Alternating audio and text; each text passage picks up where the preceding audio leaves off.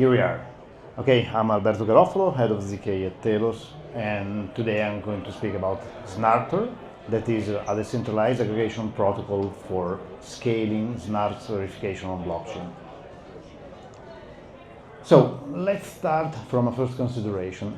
Currently, just a small part of the real-world use cases are on blockchain. And what are the reasons? Lack of scalability and high fees, everybody knows about it. But there is another huge reason that is less mentioned, is the lack of user data protection. So in the current architecture, if you are implementing an application that want to verify statements on user data, you will require the user sharing his data on chain. Let's make an example. Let's imagine that you are implementing a car rental application and you want to verify in the car rental application if the user has a valid driving license. You would require the user to share his driving license information on chain, and this is obviously not acceptable. So another use case that is, let me say, currently not possible and is having issues is the increasing need for compliance with government rules.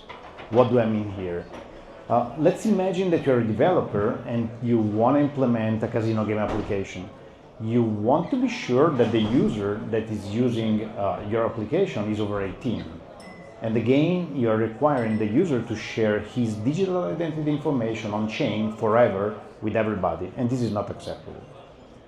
And last but not least, interoperability. In the currently very fragmented scenario where you have several layer 1, layer 2s, you need to have a way for having a secure communication with all these entities.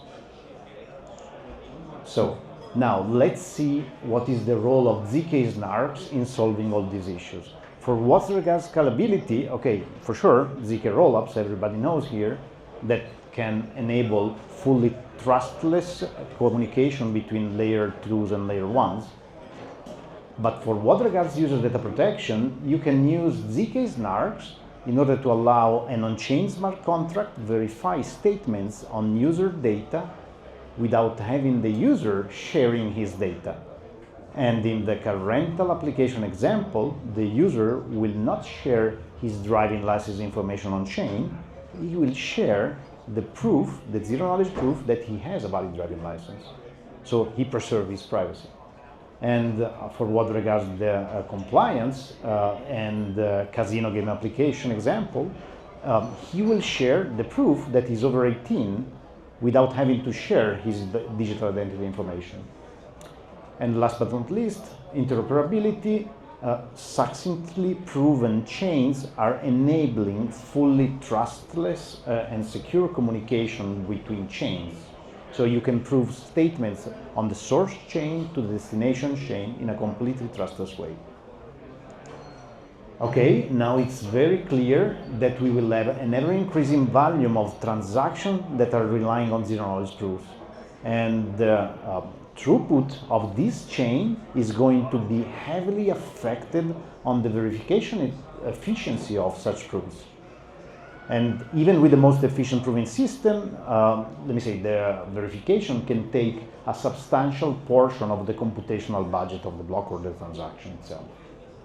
And the situation can be even worse if you're, for the specific use case, or maybe because just you want to provide a better developer experience, the developer is using a ZK VM, and the proof that is generated by the ZK VM is usually less efficient in terms of verification.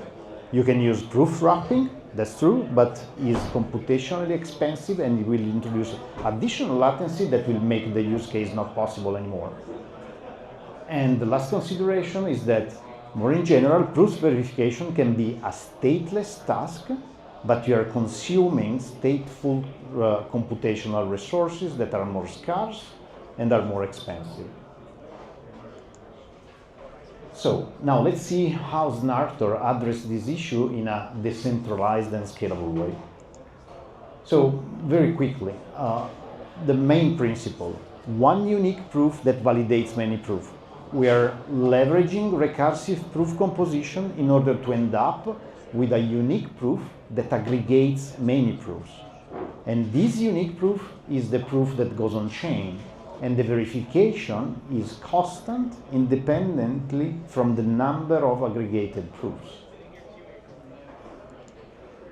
And another important part of the protocol is that it's designed in order to be decentralized. And why it's important? Now that you can see that you can have several transactions that are relying on zero-knowledge proofs, and the protocol is taking care of aggregating them, this protocol then can become the censorship threat to the network. And so it's important that it's decentralized and that can inherit the same level of decentralization of the underlying chain. Another aspect in terms of scalability, we designed the protocol in order to have both proof aggregation, so the work of merging proofs, but also the verification itself parallelizable. And last but not least, being decentralized, you need to have a proper incentive scheme in order to have fair aggregation fees for the user and also fair rewards for all the actors that are involved. Okay, here there is a high-level scheme where the user submits his proof along with an aggregation request to the SNARKtor network, and then you have the SNARKtor network that continuously processes the proofs by aggregating them, and then periodically picks up one of the aggregated proofs and submits it on chain. And the aggregated proof that was submitted on chain allows the user to indirectly prove that he had a valid proof. We can see from another view the same scheme where you have several users. So these users, for example, they can be they're generating the proof that they have a valid driving license, or they are over 18, or even ZK rollup proofs. So the protocol can handle both the user proofs, but also proofs that are coming from the rollups, and so the protocol can aggregate recursively this proof and end up on chain with a unique proof. And then the users and the rollup can submit their transaction without the proof, but with just a proof reference, and we call it a SNARKtor certificate. Okay, very briefly, the actors that are involved. Schedulers are the actors that are coordinating the aggregation work. The provers are the actual worker that generates the proof and share with the schedulers. And then you have submitters that are responsible for submitting the final proof on chain. And here we can see very quickly the aggregation flow. I mean, the protocol operates in an environment where the time is divided in slots of constant time duration, and each slot is assigned to a scheduler. The scheduler keeps a proofs queue, and at the beginning of each schedule, it picks up from the proofs queue a set of proofs, composes a schedule by assigning to a prover a couple of proofs, and then he shares the schedule, the provers produce the proofs, and then the aggregated proofs are received by the schedulers again. They remove the source proof that were aggregated, they add the newly aggregated proof, they add the proofs that are coming from the users, and they issue a new schedule. And this loop continues infinitely. Here we can see the flow with the addition of the submission part, where the submission environment in this case is divided into submission epoch, and they can be bound to on-chain blocks. And then at each submission epoch that is assigned to a specific submitter, the submitter picks up one of the aggregated proof, I would say the one with the highest weight, and submit it on-chain. Okay, this was a very high-level description of the protocol. Now let's see what we have been working on in this month, that is a POC that showcases how SNARKtor can be used for creating and enabling scalable user data protecting application on chain. So we built two battleship game examples that are performing client-side proving.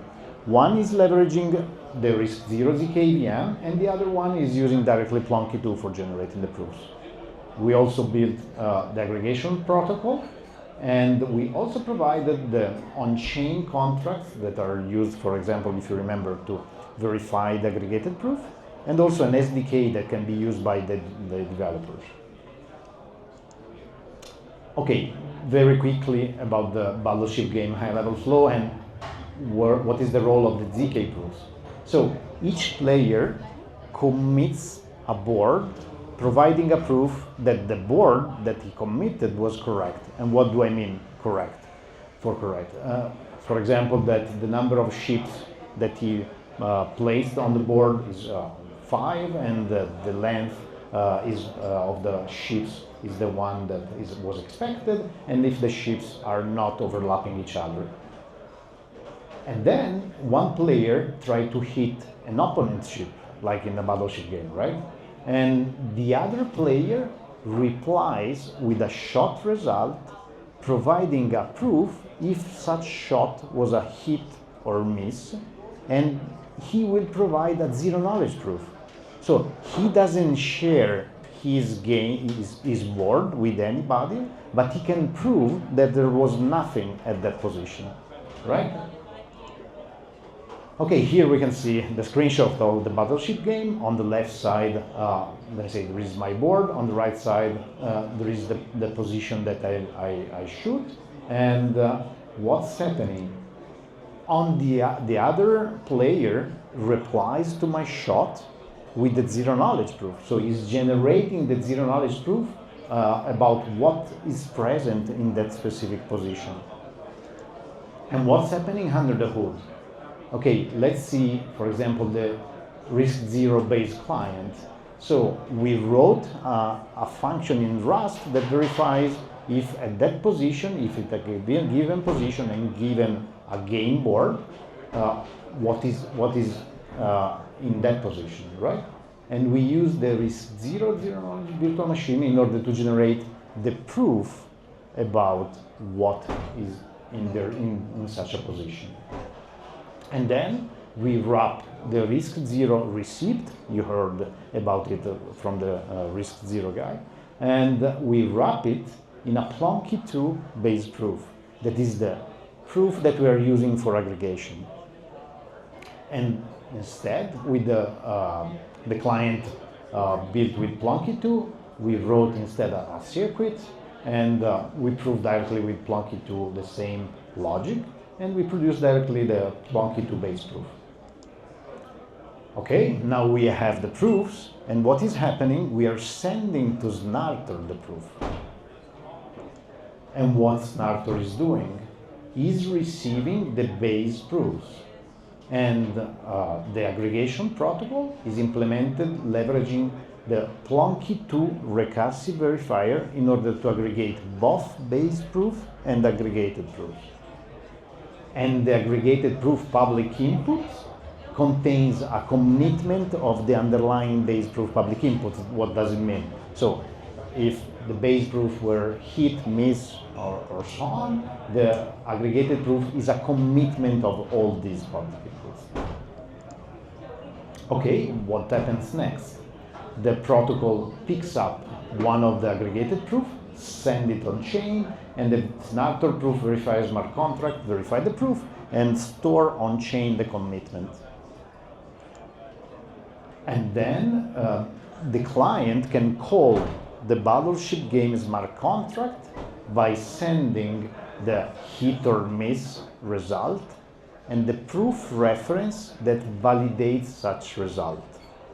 And we provided the on-chain SDK in order to let me say, have the Battleship smart contract doing this verification easily.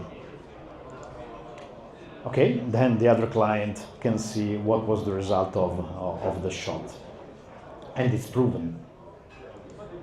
Okay, that was, let me say very briefly, the POC that we built. And here are the next steps for SNARKtor.